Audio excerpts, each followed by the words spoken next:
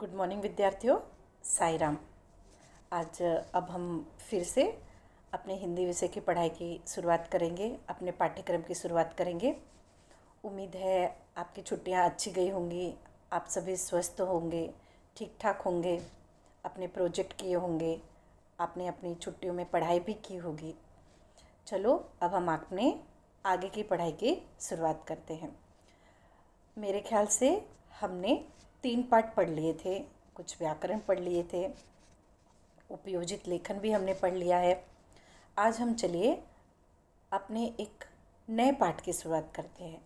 आपके सामने कुछ एक नया पाठ का स्वरूप आया है जिसे हम कहते हैं हाइकू। हाइकू यह जापान की एक कविता की विधा है। ठीक है, यह आपके सामने पूरक पठन के रूप में है। किसके रूप में है? पूरक पठन के रूप में। तो पूरक पठन बच्चों, आपकी जो परीक्षा होती है, आपके परीक्षा पेपर में पूरक पठन जो कविता से संबंधित है वह 4 मार्क का आता है, और पाठ से संबंधित होता है वह भी 4 मार्क का आता है। तो पूरे मिला के होते हैं 8 मार्क होते हैं, 8 नंबर होते हैं। तो बच्चों, आज जो हम पढ़ने वाले हैं मन, हमारी कविता का नाम क्या है? मन, लेकिन यह पूरक पठन है। बच्चों, आपको कविता और पाठ दोनों ही पूरक पठन के रूप में होते हैं। तो आज हम जो पढ़ेंगे पूरक पठन वह कविता के रूप में है। चलिए हम शुरुआत करते हैं अपने इस पूरक पठन की। आगे की तरफ बढ़ते हैं। हमारी जो कविता है पूरक पठन में मन, उसका नाम क्या है? मन।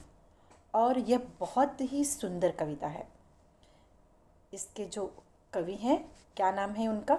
विकास परिहार। आगे हम देखते हैं परिचय। इनका जन्म गुना मध्य प्रदेश में हुआ है।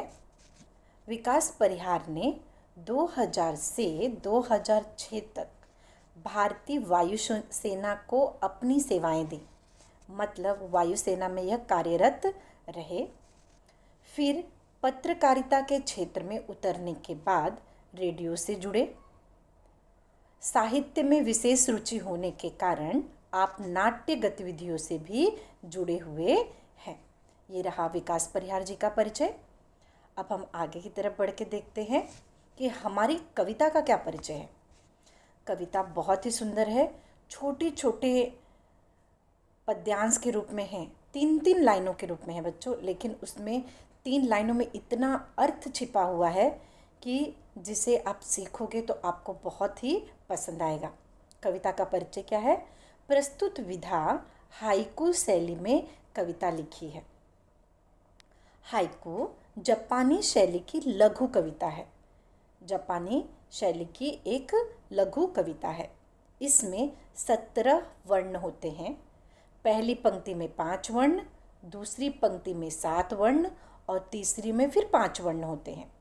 इसी ढांचे में यह कविता लिखी जाती है। अपने अनुभवों को सीमित शब्दों में साझा किया जाता है।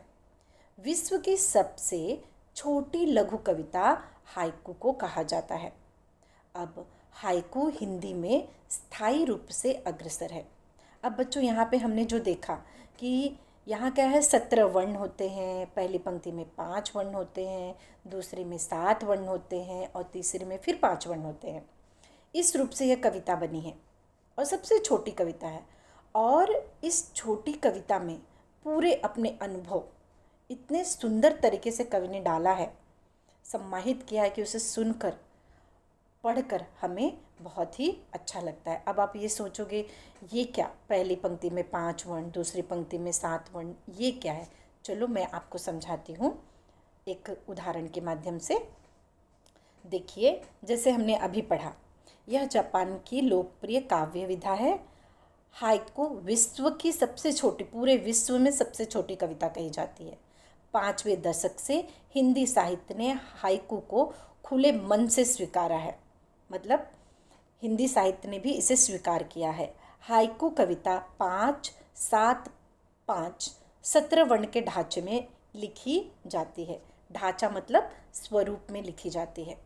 प्रस्तुत हाइकू में कवि ने अपने अनुभवों और छोटी छोटी विभिन्न घटनाओं को अर्थवाही सीमित शब्दों में प्रस्तुत किया है। मतलब कवि ने अपने अनुभवों को और विभिन्न घटनाओं को सीमित शब्दों में हमारे सामने प्रस्तुत किया है। अब देखो मैं आपको बताती हूँ।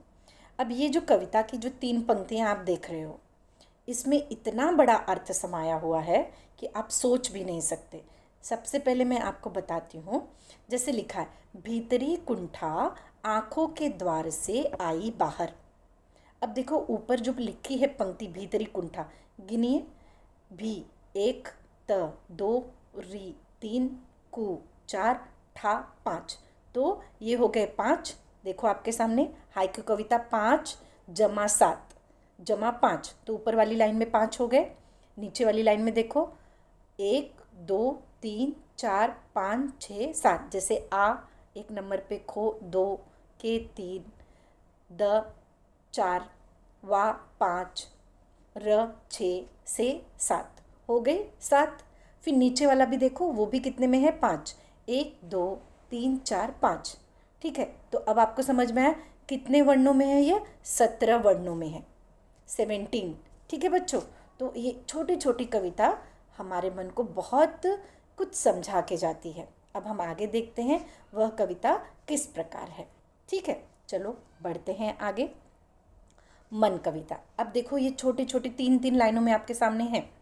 और कविता पढ़ने से पूर्व आपको एक बात और बताना चाहती हूँ बच्चों, कि यह कविता हम एक बार में ही नहीं समाप्त करेंगे। इस कविता को हम 2 भागों में पढ़ेंगे। आज हम एक भाग पढ़ेंगे और अगली वीडियो में उसका आधा वाला भाग पढ़ेंगे। ठीक है, चलिए पहले आज देखते हैं पूरी कविता क्या है, फिर आधा भाग पढ़ेंगे और अगले वीडियो में फिर आधा भाग पढ़ेंगे। आपके पास आपकी नोटबुक पेन तो होगी ही, कठिन शब्दों के अर्थ हैं तो आप लिख सकते हैं।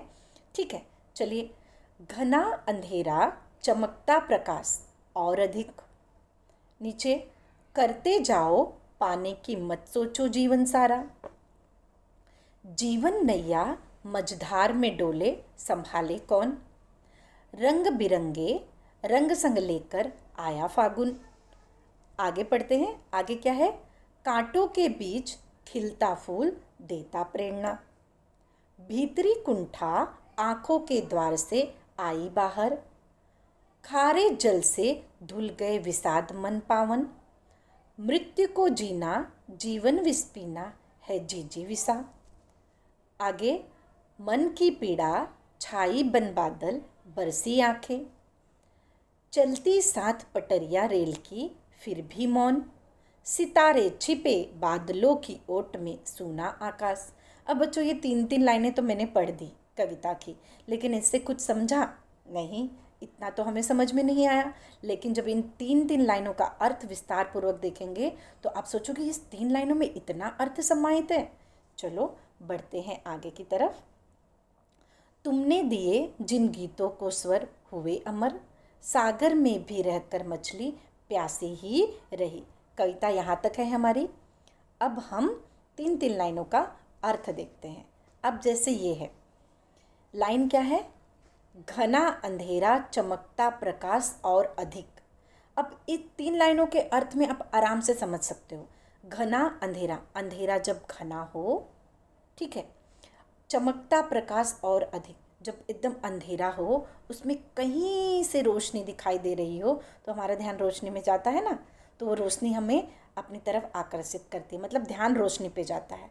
तो इस पंक्ति के माध्यम से कवि ने क्या बताया है कि हमारे जीवन में कितनी भी मुसीबतें हो, कितना भी अंधकार हो, एक छोटी सी उम्मीद की किरण हमें आगे की तरफ ले जाती है। चलो देखते हैं विस्तार पूर्वक इसका अर्थ। इसका अर्थ कुछ इस प्रकार है, देखें। शाम होते ही धरती अंधकार में डूब जाती है और तब ऐसे में कहीं जलता हुआ छोटा सा दीपक अंधकार को दूर करने की कोशिश करता है। ऐसे समय में दीपक और अधिक चमकता हुआ दिखाई देता है। सही बात है ना बच्चों, अंधकार में एकदम अंधेरा हुआ हो और एक दीपक रख दो तो वो दीपक कितना चमकता हुआ दिखाई देता है। उसी तरह मनुष्य के जीवन में भी कई प्रकार की समस्याएं, संघर्ष, पीड़ा आदि हैं तो ऐसे समय में मनुष्य को निर्भीक और हौसलों के साथ इन बाधाओं से जूझकर अपनी श्रेष्ठता सिद्ध करनी चाहिए। सही बात है ना। जिस प्रकार पूरे अंधकार को एक दीपक रोशनी देता है, ठीक है, उस अंधकार में रोशनी की तरह चमकता है ना, रोशनी दे रहा है, अंधकार को दूर कर रहा है। उसी प्रकार हम जब समस्याओं से या किसी परेशानी से घिरे होते हैं इन सब चीज़ों से, तो हमें भी दीपक की तरह डरे बिना निर्भीक और हौसलों से इन बाधाओं से हमें जूझना चाहिए और अपने आप को सिद्ध करना चाहिए, अपने आप को साबित करना चाहिए, आगे बढ़ जाना चाहिए। ठीक है ना बच्चों। 3 पंक्तियों का इतना अर्थ है, इसमें सम्माहित है, जो आप अपने शब्दों में लिख सकते हो। ठीक, अब आगे बढ़ें। आगे की जो 3 पंक्तियां हैं, करते जाओ पाने की मत सोचो जीवन सारा। करते जाओ। अब जैसे आप 10वीं में हो, पढ़ते जाओ, नंबर अपने आप मिलेंगे, पढ़ेंगे तो नंबर मिलेंगे। तो यहाँ पे क्या है, करते जाओ पाने की मत सोचो जीवन सारा। इसका अर्थ क्या है, आप करते रहो, कर्म करो, फल की आशा मत करो, वो हमें मिलेगा। हमारा कर्म अच्छा है तो हम करेंगे तो हमें मिलेगा। इसका अर्थ देखते हैं। मनुष्य जीवन की पहली शर्त उसका निरंतर काम करना। सही बात है, निरंतर काम करना है, क्योंकि जो व्यक्ति कर्म में भरोसा, आस्था, एकाग्रता आदि की भावना रखता है तो वही मनुष्य संसार में सफलता प्राप्त करता है। सही बात है ना बच्चों। जब अपना कर्म करोगे और भरोसा रखोगे, एकाग्रता रखोगे और आस्था रखोगे, ये सब भावना जब आप में होगी, मनुष्य में होगी, तो मनुष्य जरूर सफल होगा। तो वही मनुष्य संसार में सफलता प्राप्त करता है। इसलिए जीवन का सार यही है। सार मतलब जीवन का सारांश यही है कि फल की इच्छा रखे बिना कर्म करते जाओ, फल अपने आप ही प्राप्त हो जाएगा। ठीक है ना। पढ़ते जाओ, मेहनत करते जाओ, नंबर तो मिलेगा ही मिलेगा। ठीक, चलो आगे की तरफ हम बढ़ते हैं। आगे है, जीवन नैया मझधार में डोले संभाले कौन। बच्चों, ये 3 लाइन पूरे जीवन को सार्थक अर्थ देता है। अब जैसे जीवन की नैया, हमारा जो जीवन है, जैसे आपके सामने एक पिक्चर दिया है जिसमें एक दिख रहा है समुद्र है, समुद्र में ऐसे लहरें उठ रही हैं और नाव हिल रही है। ठीक है, अब समझो देखा जाए तो तूफान आया है समुद्र में। अब इस समुद्र में जो तूफान आया है, नाव को हिम्मत करते हुए आगे बढ़ना है। तो अगर जब वह हिम्मत करेगी, उस तूफान से लड़ेगी, तो वह आगे किनारे पर लग जाएगी। अगर उसने अपना हिम्मत तोड़ दिया, छोड़ दिया, तो वहीं पर डूब जाएगी। तो उसी प्रकार जीवन नैया मझधार में डोले संभाले कौन। हमारी जो जीवन की नैया है, अगर हम कहीं फंसे हैं, मझधार में हैं, तो हमें क्या करना है, उसे हिम्मत से आगे बढ़ना है। और जो आगे बढ़ गया वह किनारे लग गया, और जो नहीं बढ़ा वहीं बैठ के सोचता रहा तो वह वहीं बैठ के सोचता रह जाएगा, आगे बढ़ ही नहीं पाएगा। देखिए इसका अर्थ विस्तार पूर्वक। क्या है इसका अर्थ, देखो, नैया मतलब नाव, मझधार का अर्थ होता है कि नदी के प्रवाह का मध्य भाग। ये 2 कठिन शब्द थे इसमें। अभी विस्तार पूर्वक अर्थ इस प्रकार है। देखिए, समुद्र में कई बार भयंकर तूफान आने से कमजोर नाव जो होती है, तैरती हुई क्या होती है, डूब जाती है, और मजबूत नावें डोलती हुई किनारे पर लग जाती हैं। उसी तरह दुनिया रूपी समुद्र में मनुष्य का जीवन किसकी तरह है, नाव की तरह है, जिससे दुनिया रूपी समुद्र के तूफानों को तैरकर पार करना होगा। दुनिया रूपी समुद्र के तूफानों को, मतलब हमारे जीवन में तूफान आते हैं। तूफान का मतलब क्या, हमारे जीवन में परेशानी आती है, उन परेशानियों में से हमें बाहर निकलना है, हिम्मत करते हुए, मतलब नाव, मजबूत नाव की तरह हिम्मत करते हुए तैरकर पार करना होगा। इस समुद्र में कई प्रकार के तूफान आएंगे, हमारे जीवन में बहुत तूफान आएंगे, कई प्रकार के तूफान आएंगे जो मनुष्य के जीवन में उथल पुथल मचा देंगे। तब उसे स्वयं के भरोसे अपने जीवन की डोर को संभाल कर पार लगाना होगा, क्योंकि यहाँ कोई हमारी मदद करने वाला नहीं है। बच्चों, इतना याद रखना, जीवन में जब हम मुसीबत में पड़ते हैं, जब हमारे सामने कोई परेशानी आती है, तो हमें उस परेशानी से स्वयं लड़ना पड़ता है। हमारी मदद करने कोई नहीं आता। तो हमें कैसा, हमारे अंदर क्या होना चाहिए? मजबूती। मजबूती मतलब हिम्मत होना चाहिए। ठीक है, सोचा था इन तीन लाइनों में इतना अर्थ समाहित है। अब हम आगे की तरफ बढ़ें, आगे देखें आगे क्या है। ये भी बहुत सुंदर है। रंग बिरंगे रंग संग लेकर आया फागुन। फागुन का जो मौसम होता है वह रंग लेके आता है, जिसे आप लोग रंग पंचमी कहते हो ना। तो जीवन में हमारे रंग भी आते हैं, हमेशा उदासी नहीं होती। फागुन का मंथ किस प्रकार हमारे जीवन में क्या लेके आता है? एक प्रकार का उमंग लेके आता है, एक प्रकार का उत्साह लेके आता है। देखें इसका अर्थ क्या है। इसका अर्थ इस प्रकार है। प्रकृति से बढ़कर मनुष्य के लिए कोई भी उत्तम शिक्षक नहीं होता।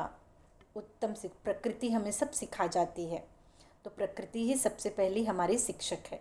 नेचर, प्रकृति से बढ़कर मनुष्य के लिए कोई भी उत्तम शिक्षक नहीं हो सकता, क्योंकि मनुष्य प्रकृति से कई पाठ सीखकर जीवन जीने की प्रेरणा लेता है।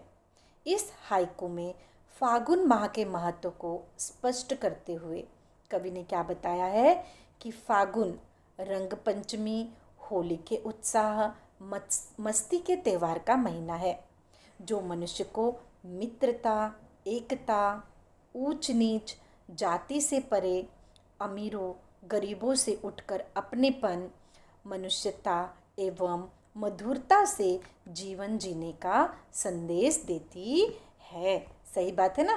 फागुन के महीने में गाना भी हम सुने होंगे ना, गिले शिकवे सब भूल जाना चाहिए, दुश्मन को भी गले लगाना चाहिए। तो ये हमारी प्रकृति हमें सिखाती है कि नहीं, हमें सबसे क्या करना है?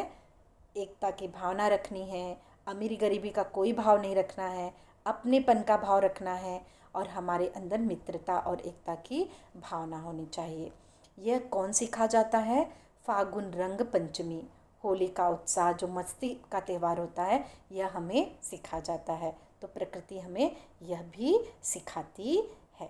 तो बच्चों, इस प्रकार हम हाइकू के, जैसे मैंने कहा कि जो हमारी हाइकू कविता है, उस कविता के को हम जो उसका परिच्छेद है 2 पार्ट में पढ़ेंगे। अब आगे वाला किस प्रकार है? कांटों के बीच खिलता फूल देता प्रेरणा।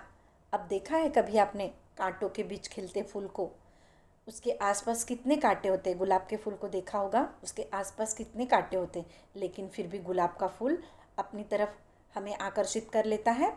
वह खिला खिला रहता है, तो वह हमें प्रेरणा देता है कि हमारे जीवन में कितनी भी मुसीबत आए, फिर भी हमें क्या रहना है? अपने आप को संभाले रखना है। देखें इसका अर्थ। जिस तरह गुलाब का फूल कांटों के बीच अपने पूर्ण सौंदर्य के साथ खिलकर लोगों को अपनी तरफ आकर्षित करता है और अपनी सुगंध चारों ओर फैलाता है, उसी तरह संघर्ष, बाधाओं आदि हमारे जीवन का अहम हिस्सा है। ठीक है, उसी प्रकार संघर्ष करना, जीवन में मुसीबत आना, परेशानी आना, ये हमारे जीवन का हिस्सा है। इन्हें चुनौती स्वरूप स्वीकार करना चाहिए, ताकि हम सुख का महत्व समझ सकें। सही बात है ना बच्चों। दुख आने पे हम बहुत रोते हैं, सुख आने पे बहुत हंसते हैं। ठीक है, हम जब इन सब चीज़ों को अपनाएंगे, दुख में भी हमें क्या करना है? उस दुख से लड़कर आगे बढ़ना है। तभी तो हमें पता चलेगा कि सुख क्या होता है। जब हमारे जीवन में अच्छा आएगा तो हम जानेंगे ना, दुख तो हमने महसूस किया, हमारे जीवन में सुख भी आया है, तो हम सुख के महत्व को समझेंगे। कब समझेंगे? जब हम संघर्ष करेंगे, मुसीबतों और बाधाओं पर विजय प्राप्त करेंगे। जब परेशानी को सहेंगे और जब परेशानी दूर होगी, तब हमें समझ में आएगा कि वास्तव में सुख किसे कहते हैं। जिस प्रकार गुलाब कांटों के बीच भी खिलता हुआ हंसता रहता है और अपना ध्यान हमारी तरफ, मतलब हम उसकी तरफ खींचे चले जाते हैं। तो गुलाब के फूल से हमें क्या लेनी चाहिए, प्रेरणा लेनी चाहिए। तो इस प्रकार हमने इस कविता का भी अर्थ देखा। तो बच्चों, हमने हाइकू कविता का जो हमारा परिच्छेद था वह हमने आधा भाग अभी देखा, आधा भाग अगले वीडियो में देखेंगे। मुझे उम्मीद है आपको यह कविता समझ में आ गई होगी। 3-3 लाइनों की कविता बहुत ही सुंदर अर्थ स्पष्ट करती है और इससे संबंधित जो स्वाध्याय है हम अगले वीडियो में देखेंगे। तब तक के लिए साई राम, धन्यवाद।